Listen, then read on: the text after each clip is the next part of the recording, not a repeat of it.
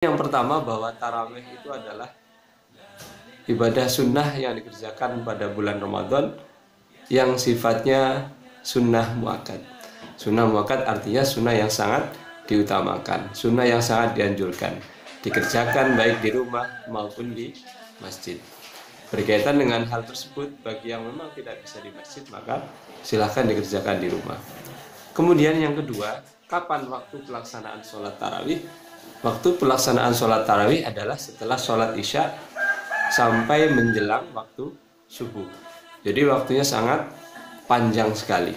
Meskipun demikian, kebiasaan kita di Indonesia adalah sholat tarawih langsung dilakukan setelah kita sholat isya, kemudian ba'da isya, setelah itu langsung sholat tarawih. Kemudian yang ketiga berkaitan dengan rokaat. Rokaat sholat tarawih, ada yang mengatakan bahwa yang namanya sholat qiyamul lail itu tidak ada batasnya. Tetapi kebiasaan di Indonesia ada dua pilihan rokaat ya. Ada yang 8 rokaat plus 3 witir atau 11 ya, atau 20 rokaat plus 3 witir. Itu adalah hal yang umum yang dilakukan di Indonesia. Jadi silahkan mau melakukan 8 rokaat dan 3 witir atau 20 rakaat dan 3 witir.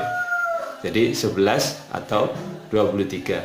Mana yang mungkin kita lebih condong, lebih yakin mengikuti ustadz atau mengikuti yai kita.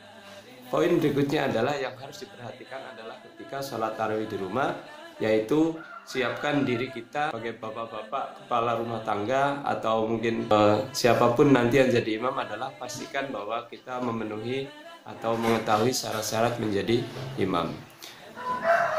Yang jelas adalah di antara makmum atau jamaah itu kita memiliki bacaan yang mungkin paling bagus atau pengetahuan sholatnya juga paling paham dan paling tahu. Nah, itu hal penting yang mungkin harus disiapkan bila kita mengerjakan sholat tarawih di rumah.